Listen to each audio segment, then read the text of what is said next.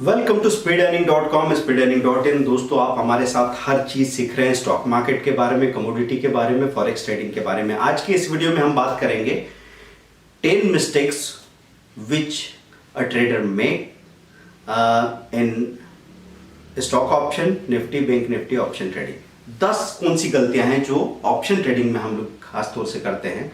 इनको समझना बहुत जरूरी, क्योंकि इनको अगर समझ लिया तो आप अपने ऑप्शन ट्रेडिंग को बहुत सही तरीके से रेगुलेट कर पाएंगे। और अगर सही तरीके से रेगुलेट कर रहे हैं तो बहुत कम कैपिटल में बहुत सारा पैसा बन सकता है। देखिए, ऑप्शन ट्रेडिंग के लिए कैपिटल ज़्यादा नहीं चाहिए, समझ ज़्यादा चाहिए। और समझ देने के लिए हमने जो कोर्सेज तैयार किए हैं, चाहे वो 6 मंथ का 60,000 का ट्रेनिंग हो या फिर 5,000 का वीडियो कोर्स हो, सभी ने आपको इतना वैल्यू फॉर मनी दिया है कि आप उससे कई गुना ज़्यादा फायदा उठा सकते हैं। तो ये वीडियो है, ये 3 पार्ट्स में होगा। हम लोग सारी मिस्टेक्स को बहुत डिटेल में आपको समझाना चाह रहे हैं। तो आज हम पहली 3 मिस्टेक्स को करते हैं, पार्ट 2 में अगली 3 मिस्टेक्स को देखेंगे, पार्ट 3 में बची हुई 4 मिस्टेक्स को देखेंगे। तो ऑप्शन ट्रेडिंग में क्या करना है ये जानने से पहले जरूरी हो जाता है कि क्या नहीं करना है, क्योंकि अगर वो चीज़ हम नहीं समझ पाते हैं तो हम लोग वही गलतियों में बार बार ट्रैप होते रहते हैं और थोड़े बहुत फायदे के बाद फिर से नुकसान का सिलसिला शुरू हो जाता है। हम चेक पे चेक देते जाएंगे और आखिर में अपने ऊपर से भरोसा खो देंगे। तो अगर अच्छा काम करना है तो आपको समझना ही पड़ेगा कि ऑप्शन ट्रेडिंग में सही चीज़ें क्या है जो आपको करनी चाहिए और गलत चीज़ें क्या है जो आपको नहीं करनी चाहिए। तो पहली मिस्टेक क्या है? पहली मिस्टेक ये है कि हम लोग ऑप्शन ट्रेडिंग में कई बार डायरेक्शन गेस करते हैं, कई बार करते हैं। जैसे आप समझो कि निफ्टी अगर 12,000 के लेवल पे थी और अचानक से आपने देखा 300-400 पॉइंट गिर गई। अब बहुत दिनों से 200-250 पॉइंट के नीचे नहीं जा रही थी, बार बार वहाँ से रिकवरी आ रही थी और फिर से वो अपना हाई तोड़ रही थी। तो 4-6 महीने में आपको ये लगता है कि 200-250 पॉइंट निफ्टी गिर जाएगी या सेंसेक्स 1000 पॉइंट गिर जाएगा, उसके बाद पलट जाता है। ऐसे में अंदाज़ा लगा के अगर 250 पॉइंट निफ्टी गिर गई है और आपने एक कॉल खरीद लिया है तो ये कोई खास मुश्किल बात नहीं है, हर कोई ये सोच के ऐसा कर सकता है। तो उसने क्या अंदाजा लगाया कि अब गिरावट हो चुकी है और पुट को जितना बढ़ना था बढ़ गया है, कॉल को जितना घटना था घट गया है, अब हम कॉल खरीद लेते हैं। तो 12,000 से 11,700 आई निफ्टी, तो आपने 11,700 का कॉल खरीद लिया 100 रुपए में और आप उसको लेके बैठे हैं। पहले भी 2 बार आपने जब ऐसा किया था तो आपका 80 रुपए में जो प्रीमियम में जो कॉल खरीदा था वो 130 रुपए 140 रुपए तक 2 बार बिक चुका था। अब आपने 100 रुपए में इस बार प्रीमियम देके कॉल खरीद लिया 11,700 का, 12,000 के लेवल से जब निफ्टी गिरी। अब 11,700 का कॉल आप 100 रुपए पे लेके बैठे हो। आपने अंदाजा लगाया कि बाजार को ऊपर जाना चाहिए, क्योंकि पिछले 3 बार से बार बार वो रिकवर करके ऊपर जाके हाई को टच कर रहा है, हाई तोड़ रहा है। 100 रुपए का कॉल आपने लिया और एकदम निफ्टी ने नई गिरावट, नई सेलिंग दिखाई। 11,700 से सीधे निफ्टी कहां आ गई? 11,300। आपका 100 रुपए का कॉल कहां पहुंच गया? 15 रुपए की प्रीमियम पे। ये झटका इतना बड़ा होगा कि आप इससे निकल नहीं पाएंगे, क्योंकि अगर आपकी स्ट्राइक प्राइस से निफ्टी 400 पॉइंट नीचे आ चुकी है तो पूरे महीने में रिकवर करके वो ऊपर जाए उसके चांसेस बहुत कम बन जाते हैं।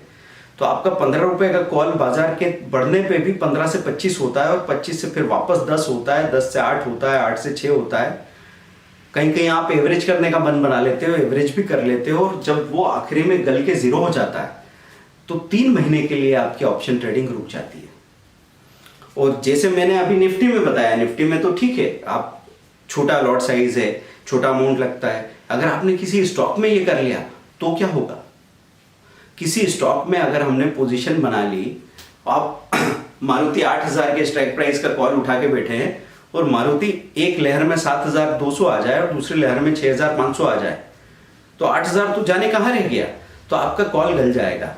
तो पहली मिस्टेक क्या है?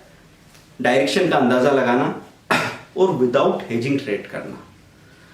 हेजिंग के कई तरीके हैं। हेजिंग के तरीके ये हैं कि आप कॉल के साथ पुट का कॉम्बिनेशन खरीद सकते हो। जितना बड़ा कॉल है उतनी ही बड़ी प्रीमियम का पुट खरीद सकते हो, बराबर की हेजिंग हो गई। या फिर आप बायस्ड हेजिंग कर सकते हो कि अगर कॉल 10 रुपए का है तो पुट 5 रुपए का खरीद लें। डिपेंड करेगा ये सब कि कब कौन सी चीज़ सुटेबल है, जो हम अपने कोर्सेज में डिटेल में समझाते हैं। दूसरी चीज, हम स्प्रेड बना सकते हैं। अगर डायरेक्शन क्लियर हो कि होना तो तेजी है तो बड़ा कॉल खरीद के दूसरा कॉल शॉर्ट कर दिया। कभी हमको लगा कि चलो पास पास की बड़ी प्रीमियम शॉर्ट करके दूर दूर की छोटी प्रीमियम खरीद रहे हैं, वो बटरफ्लाई पोजीशन हो गई। तो अलग अलग समय पे अलग अलग चीजें काम में आती है, उसको जानना ही जरूरी होता है। तो बगैर हेजिंग के अगर आपने अपनी पोजीशन बनाई है तो एक या दो बार बाई चांस आपको फायदा मिल जाएगा, लेकिन तीसरी बार में इतनी बड़ी सजा मिलेगी कि आपका अपने ऊपर से भरोसा खत्म हो जाएगा। तो पहली मिस्टेक ऑप्शन ट्रेडिंग में क्या है, बगैर हेजिंग के अगर आपने किसी सिंगल डायरेक्शन का अंदाजा लगा के पोजीशन बनाई है तो ऑप्शन में आप उसको एक दिन भी नहीं झेल पाओगे। ऑप्शन में ऐसा होता है कि आपने सोचा बाजार पलटेगा, 11,700 पे आपको लगा बाजार पलटेगा, और मैं समझता हूं कि चलो 11,700 से बाजार ज्यादा नहीं भी गिरा, 11,600 तक ही गया और वापस पलट के 11,700 750 आ रहा है। इतने में आपका 100 रुपए का कॉल आपको 45 रुपए की प्रीमियम दिखा देगा, मतलब आप 50-60% एक दिन के अंदर खो दोगे। और तब आपको ऐसा लगेगा कि आपका तो जो पैसा आपने लगा रखा है 1 लाख रुपया 40,000 रुपया हो गया, वो झटका झेलना ही मुश्किल होगा। इसलिए बगैर हेजिंग के कभी नहीं रहना। अगर आप वहां पे कॉल के साथ पुट का कॉम्बिनेशन बनाते तो आपको लग रहा था कि यहां से कॉल बढ़ना चाहिए, कॉल नहीं बढ़ता, कॉल घट जाता, लेकिन पुट बढ़ के इतना सहारा दे देता कि आपको कोई झटका नहीं लगता। तो बगैर हेजिंग के कभी आपको पोजीशन नहीं बनानी है, बिल्कुल कसम खा लीजिए। क्योंकि इसमें अगर आपको ऐसा लग रहा है कि मुझे तो तेजी ही दिख रही है, 10 रुपए का कॉल खरीदो, 2 रुपए का पुट खरीदो, लेकिन दूसरी अपोजिट डायरेक्शन का कुछ तो इंतजाम करने की आदत डालिए। धीरे धीरे आप समझ जाएंगे कि 2-3 बार छोटे छोटे नुकसान आपको होंगे, लेकिन तीसरी बार में ये आपको बहुत बड़ी प्रॉब्लम से बचा लेगी आदत। तो हेजिंग को समझिए, कैसे होती है डबल लेग हेजिंग, कैसे होती है सिंगल लेग हेजिंग, कैसे होती है ओपन हेजिंग, ये सब कुछ हमने डिटेल में समझाया हुआ है। यहाँ पे अभी इतना समय नहीं है कि हम हर चीज की डिटेल में घुस जाएं तो 1 घंटे तक उस पर बात करते रहें। यहाँ पे अभी हमारा टॉपिक क्या है कि 10 बड़ी मिस्टेक ऑप्शन ट्रेडिंग की जो स्टॉक ऑप्शन में या निफ्टी बैंक निफ्टी ऑप्शन में आपको लगातार नुकसान देती रहती है। दूसरी मिस्टेक है कैरिंग इंट्राडे टू पोजिशनर। आपने इंट्राडे कोई चीज खरीदी, आपको दिखा कि टाटा मोटर नीचे जा रहा है, ऑटो सेक्टर माइनस है, आपने टाटा मोटर का पुट खरीद लिया। 5 रुपए में आपने प्रीमियम देके पुट खरीदा और वो पुट 5 रुपए 80 पैसे तक गया था। आपको लगा और बढ़ेगा, 6 रुपए पे आपने सेलिंग लगा रखी थी, 5.80 से पलट के वो 5 रुपए 10 पैसे हो गया।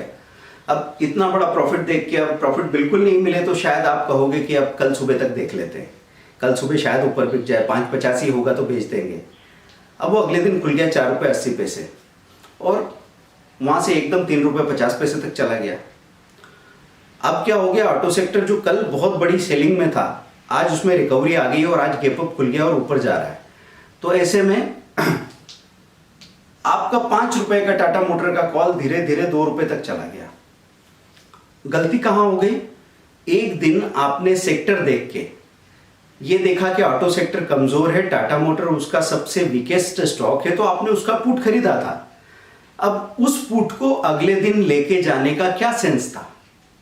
अगर मैं इंट्राडे के पैरामीटर के बेस पे कोई पोजीशन बना रहा हूं तो मुझे उसको इंट्राडे में समेट ही लेना चाहिए और मुझे पता होना चाहिए कि चलो कितना % का मिनिमम प्रॉफिट मुझे मिल जाए तो मेरे लिए ठीक है।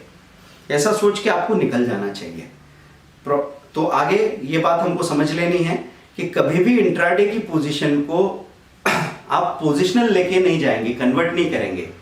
आपने किसी दिन कोई कॉल खरीदा, उस दिन वो सेक्टर मजबूत है, स्ट्रांग है, अब उस दिन वो सेक्टर में आपको फायदा नहीं मिल पाया तो आप उसी कॉल या पुट को अगले दिन लेके नहीं जाएंगे, क्योंकि 2 दिन तक अगर कोई सेक्टर पॉजिटिव है तो तीसरे दिन वो एकदम से नेगेटिव हो सकता है।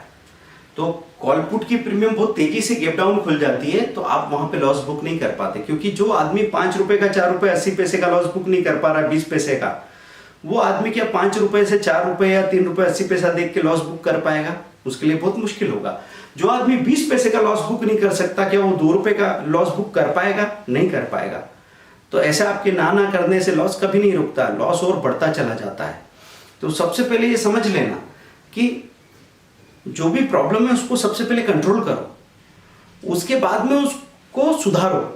पहले कंट्रोल करो, मतलब लॉस हो गया आपका 10,000 में से 8,000 बच गए, 2,000 चले गए, तो 8 पे रोक लो चीजों को। अब इसको 8 से 9, 9 से 10, 10 से 11 बनाना है। कब बनाना है, कैसे बनाना है, सोचते हैं।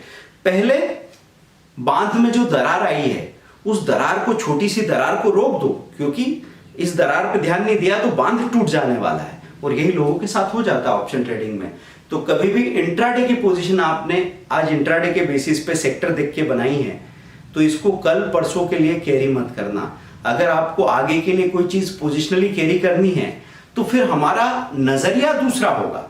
अगर मुझे ऐसा लगता है कि नहीं, अभी मुझे इंट्राडे में 2 दिन से बड़ा नुकसान हो गया और इंट्राडे में हैंडल नहीं कर पा रहा हूं, मैं तो पोजिशनल कोई पोजीशन बना के रख दूंगा, तो मैं अब क्या देखने जाऊंगा, डेली गेनर डेली लूजर नहीं देखूंगा, आज के सेक्टर नहीं देखूंगा, मैं देखूंगा मंथली लूजर को जाके। और मंथली लूजर में हेजिंग के साथ पोजीशन बना के उसको छोड़ दूंगा 10 दिन के लिए। और 10 दिन का इंतजार करना चाहता हूं कि 3 दिन में ही अगर मुझे दिखे कि हाँ मुझे ठीक ठाक प्रॉफिट मिल रहा है तो मैं कॉल पुट दोनों को बेच के बाहर निकल आऊंगा। और मुझे अगर दिखता है मेरे 8,000 के नुकसान में से 4-5 हजार रुपए रिकवर हो गए हैं तो मैं पहले उसको बुक करूंगा, उसके बाद बचे हुए 3,000 के बारे में फिर से सोचूंगा। ठीक है, तो कभी भी इंट्राडे की पोजीशन को पोजिशनल में कन्वर्ट करके नहीं ले जाना है। अगर पोजिशनल आपको पोजीशन बनानी है महीने के लिए, हफ्ते के लिए, तो आपको मंथली लूजर मंथली गेनर देख के और वर्स्ट से वर्स्ट कंडीशन क्या हो सकती है उसका अंदाजा लगा के पोजीशन बनानी है। तीसरी बात क्या है, तीसरा सबसे बड़ा मिस्टेक यह है कि start directly with stock option without knowing it's behaviour in equity cash. अगर आपको स्टॉक ऑप्शन सीखना है, कई बार लोग हमसे बात करते हैं कि सर मुझे वो ऑप्शन सीखना है, निफ्टी बैंक निफ्टी या स्टॉक ऑप्शन सीखना है, तो हम उनसे कहते हैं कि आप एक काम करो, इंट्राडे इक्विटी कैश भी साथ में सीख लो। क्यों? क्योंकि 10 ICICI, 50 ICICI, 20 DLF, 50 DLF में मैं ट्रेड करूं तो मुझे DLF ICICI के बिहेवियर के बारे में पता लगेगा। तो मुझे मालूम पड़ेगा कि कब ये 2-3% बढ़ता है, कब ये 5-7% बढ़ता गिरता है, क्या तरीका होता है, उसमें मुझे कितना नुकसान फायदा हो जाता है। छोटे से छोटी क्वांटिटी में मैं लॉस बुक नहीं कर पाया और मैंने 100 रुपए के लॉस को 500 रुपए बना दिया। तो ये सब समझ के फिर बाद में मैं अगर स्टॉक ऑप्शन पे जाता हूं तो मैं ज़्यादा बेहतर काम कर पाऊंगा। तो हम हमेशा आपको सजेस्ट करते हैं कि अगर आपको स्टॉक ऑप्शन में जीतना है तो आपको इक्विटी कैश में पहले छोटे छोटे वॉल्यूम में ट्रेडिंग करनी चाहिए। छोटे वॉल्यूम में लगातार ट्रेडिंग करके आपको ICICI और DLF या HDFC किसी भी स्टॉक का बिहेवियर डिटेल में दिखेगा। अब वो बिहेवियर डिटेल में देखने के बाद में धीरे से आपने अपना वॉल्यूम इक्विटी कैश में ही बढ़ाया और जब आप थोड़े कॉन्फिडेंट हो गए फिर आपने छोटे छोटे इंट्राडे ट्रेड स्टॉक ऑप्शन में शुरू किए और उसमें छोटे छोटे प्रॉफिट और छोटे से लॉस बुक करके बाहर आए। धीरे धीरे पोजिशनल की कैपेसिटी डेवलप हुई आपके अंदर। कैसे हुई? 2,000-3,000 का फायदा, फिर एक आध दिन 2-3,000 माइनस, 4,000 माइनस, ऐसे करके आपने देखा कि 20 दिन में मुझे कोई 35,000 रुपए मिल गए हैं। 35,000 मैंने बचा लिए हैं। तो 29-35,000 से आपको ये ताकत आती है कि आप 15,000 रुपए का रिस्क ले सको। तो अब अगर वहां पे पोजिशनली आप कॉल पुट में 35-40,000 की पोजीशन बना रहे हो, जो पोजीशन अनफॉर्चुनेटली आधी वैल्यू की रह जाती है, 40,000 से रह जाती है 22,000, तो भी आप उसको झेल क्यों पाओगे? क्योंकि उतना प्रॉफिट और उतना एक्सपीरियंस दोनों आपने इकट्ठा किया है। आपने एक्सपीरियंस भी अक्यूमुलेट किया है, बहुत सारा ऑब्जर्व किया है, बहुत सारी चीजें बारीकी से समझी है, कुछ कमी रह गई होगी लेकिन काफी कुछ समझते हैं आप। दूसरा, आपने बहुत सारा प्रॉफिट इकट्ठा किया है, उस प्रॉफिट की वजह से आपके अंदर एक रियल कैपेसिटी आ गई है ना। कैपेसिटी को हम कभी फेक नहीं कर सकते। आपके सिर्फ ये बोलने से क्या फर्क नहीं पड़ता, इससे फर्क नहीं पड़ेगा, ऐसा नहीं है। आपकी जेब में कितना पैसा है उसके हिसाब से ही फर्क का पड़ना नहीं पड़ना मायने रखता है। अगर कोई आदमी 10,000 रुपए जेब में रख के बोल रहा है कि लाख रुपए जाने से फर्क नहीं पड़ता, तो आप समझ लो ये एक ऐसा इंसान है जो पीछे से पूरा खोखला हो चुका है, अभी गिरेगा जमीन पे। बाहर से आगे से कुछ भी बोलता रहे कि वारे मैं शेर का बच्चा हूं, लेकिन अगर उसकी कैपेसिटी नहीं है तो नहीं है। तो कैपेसिटी को आप कभी फेक नहीं कर सकते। तो तीसरी बात हमने क्या कही कि स्टॉक ऑप्शन में डायरेक्टली कूद जाना बगैर इक्विटी कैश में छोटे वॉल्यूम पे एक्सपेरिमेंट किए, उनको ऑब्जर्व किए। ये सबसे बड़ी गलती है ऑप्शन ट्रेडिंग में। अगर आपको ऑप्शन ट्रेडिंग में मास्टर बनना है तो आपको छोटी छोटी क्वांटिटी में पहले स्टॉक्स में कारोबार करना होगा, उसके बिहेवियर को समझना चाहिए, और फिर उसके बाद इंट्राडे काम करो, उसके बाद पोजिशनल पे जाओ। इंट्राडे में धीरे धीरे धीरे धीरे अपने पास प्रॉफिट इकट्ठा करो। प्रॉफिट इकट्ठा करना बहुत ज़रूरी है, उसी से आपको असली कॉन्फिडेंस आता है। तो दोस्तों, इस वीडियो में हम बात कर रहे थे 10 सबसे बड़ी ऑप्शन ट्रेडिंग मिस्टेक्स के बारे में, जो हम स्टॉक ऑप्शन और निफ्टी बैंक निफ्टी ऑप्शन में करते हैं। इसका अगला पार्ट अगले वीडियो में आप सुनने वाले हैं। आप ऑप्शन ट्रेडिंग कोर्स करना चाहते हैं तो 60,000 6 मंथ का ट्रेनिंग सबसे अच्छा ट्रेनिंग है, लेकिन उसमें लिमिटेड सीट्स होती है। कई सारे लोगों को फंड की प्रॉब्लम आ रही है, तो हम उसमें EMI ऑप्शन इंट्रोड्यूस करने वाले हैं। तो आप अपना पेमेंट 4 पार्ट्स में दे पाएंगे, और साथ में आपको एडवाइजरी सपोर्ट भी मिलेगा। और हमारे साथ जो 1-on-1 बात होती है उसमें फ़ायदा ये है कि अगर हमने आपको सुना तो हम समझ पाते हैं कि आप कहाँ अटक रहे हैं। मतलब आप एक मेडिकल स्टोर से एक क्रोसिन का टेबलेट या डिस्प्रिन लेके खा लेते हैं और एक डॉक्टर को दिखाते हैं और अपनी प्रॉब्लम डिस्कस करते हैं, कितना फ़र्क होता है? बहुत बड़ा फ़र्क होता है, क्योंकि आपके अंदर असल में क्या प्रॉब्लम है ये आपको हो सकता है पता भी नहीं हो, लेकिन जब आप हमसे बात करते हैं तो आपके नहीं बताने पे भी वो हमको दिख जाती है, और वो प्रॉब्लम अगर सॉल्व होती है तो आपकी इफ़िशियंसी डबल हो जाती है। तो आप ट्रेनिंग के लिए रजिस्टर कर सकते हैं। अभी कुछ सीट्स वैकेंट हुई है। आपको हमारे वीडियो के डिस्क्रिप्शन में अपस्टॉक्स और ज़ेरोधा के लिंक्स मिलेंगे। अकाउंट ओपन कर लीजिए, क्योंकि उस अकाउंट ओपनिंग पे हम लोग आपको एक बहुत बड़े वर्थ का सपोर्ट दे रहे हैं। तो आप हैंड होल्डिंग करके शुरुआत में हमारे साथ काम करते हैं तो बेकार का कैपिटल लॉस आपकी ज़िंदगी से हमेशा चला जाएगा, और आप एक डिसिप्लिन वर्किंग की आदत डाल लेंगे। तो इसके लिए जो आपको पैसा लग रहा है वो लगभग 0 या 0 से 300-400 रुपए के आसपास लग रहा है, लेकिन जो आपको फ़ायदे मिल रहे हैं वो 10,000 से ज़्यादा के, क्योंकि हम आपको मैसेज से ट्रेडिंग सपोर्ट दे रहे हैं लाइव मार्केट में, ताकि आप गलती ना करो। तो अभी आप उस लिंक को क्लिक कीजिए, अपनी जानकारी दे दीजिए, ब्रोकर आपको सपोर्ट करेंगे, अकाउंट ओपनिंग हो जाएगा, और हम कोशिश करेंगे कि आप अपने कैपिटल को ऐसी ब्लाइंडली वेस्ट करें, इसके बजाय सही तरीके से मार्केट में टिकने की कोशिश करो नॉलेज के साथ में। आप वीडियो कोर्स लेना चाहते हैं तो 10,000 के 2 वीडियो कोर्स के साथ में 1 मंथ का टिपिंग सपोर्ट है। आप ऑनलाइन पेमेंट करते हैं, हमको अपना mail ID name course name WhatsApp करते हैं, विदिन 3 ईयर्स आपको कोर्स डिलीवर हो जाता है। 3 दिन के अंदर तो उसका फ़ायदा आप कमाना शुरू कर देते हैं। तो दोस्तों, जैसे भी आप सीखना समझना चाहें, आपको सारे सोर्सेज अवेलेबल है। हाँ, आपको अगर कोई हमारे नाम से ये कहे कि उनके एडवाइस हम आपको देते हैं या फिर उनका कोई कोर्स आपको फ्री ऑफ कॉस्ट दे रहे हैं, तो वो जो कुछ भी आपको मिल रहा है वो हमारे पब्लिकली अवेलेबल फ्री वीडियोस है। जो पेड वीडियोस है वो डायनेमिक कोर्स है, जो टाइम पे चेंज होता रहेगा, और जब आप डायरेक्टली हमसे कनेक्ट होते हैं तो उसके कई सारे फ़ायदे हैं जो आपके पेमेंट की हुई फी से कई गुना ज़्यादा फ़ायदा आपको देने वाले हैं। तो इस बात का ख्याल रखें, इस वीडियो को लाइक करें, सब्सक्राइब करें, शेयर करें। अगले पार्ट का इंतज़ार करें, 10 ऑप्शन ट्रेडिंग मिस्टेक्स।